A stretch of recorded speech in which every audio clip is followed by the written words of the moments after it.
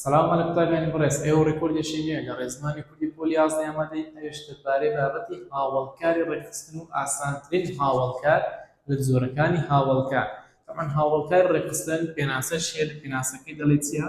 دەڵێ ئەو هاوڵکارەیە کە لە ڕستە شێوەی ڕێکخستنی ڕوودانی کارەکە دەردەخات و واتاشی تەواو دەکات. هەرچی هەمیشە دەبێتە تەواوکەری کاری تەواوی ڕستە ئاگادار بە. بەس دەتۆ تەواوکەری کاری تەواوی قەت تەواوکەری کاری ناتەواو.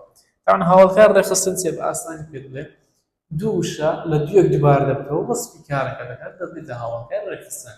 سەبەر دڵە قوتابیەکان دوو هاتن ئاها دوو وشە دووبارە بیتەوە لە دوویەک وەسفی کاریشکردنی کەسە دەبێتە هاوڵکار ڕێکخستن و خەلاص وبراوە. ئەوجا ئەو هاوڵکاری ڕێکخستنە وەکو پێم گوتی دوو وشە دووجار دووبارە دێتەوە ئەوە دەبێت بە هاوڵکاری ڕێکخستن. طبعاً ئەو هاوڵکاری ڕێکخستنە تەنها دەبێتە تەواوکەری کاری تەواو. تازە شەومان گوت دەبێتە تەواوکەری کاری تێپەڕ هەروەها تەواوکەری کاری تێنەپەڕ هەروەها تەواوکەری کاری داخوازی. کەمەشە تەواوکەری کاری ناتەواوی تێدا نییە. واتە چی ئەو قسەی؟ واتە قەت نابێت تەواوکەری کاری ناتەواو. ئەگەر گوتی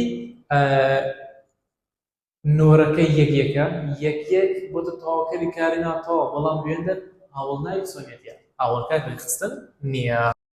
ئێستا جەڵابی تەماشاکەین وەکو تەواوکەری کاری تێپەڕ یەک کتێبەکان هەڵدەگرن ئەها دووجار وشە یەک دووبارە بۆتەوە هەروەها وەسفی چی کردیە؟ وەسفی کاری هەڵدەگرنی کردیە. وەسفی کردیە مادەم وەسفی کاری کردیە کەسە یەک دەبێتە هاوڵکاری ڕێکخستن. بێتە تەواوکەری کاری تێنەپەڕ دەڵێن پیاوەکان دەستە دەهاتن ئەها دەستە دووجار دەستە دووبارە بیتەوە یەکەوسە دەبێتە هاوڵکار ڕێکخستن وەسفی کاری دەهاتنی کردیە.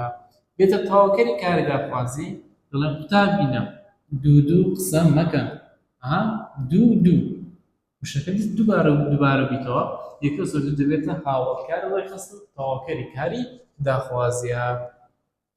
تێبینیەکمان هەیە دەڵێن هاوڵکار ڕێکخستن وەڵامی وشەی پرسی چۆن دەداتەوە لە ڕستەدا. بۆی بزانین کە هاوڵکار ڕێکخستنتان هەیە یان نا پرسیار دەکەی بە چۆن. ئەگەر وەڵامەکە بریتە لە هاوڵکار ڕێکخستن بەڵام بە مەرجێک دەبی دووجار وشەکە دووبارە بتەوە لە دوای یەکتری. تەمام؟ سەبەبە دەڵێن پیاوەکان دەستە دەهاتن پیاوەکان چۆن دەهاتن دەستە کەسە دەستە ئا دووجار دەستە هەمانەیە کەسە دەبێتە هاوڵکاری ڕێکخستن. ئەوە تێبینیە.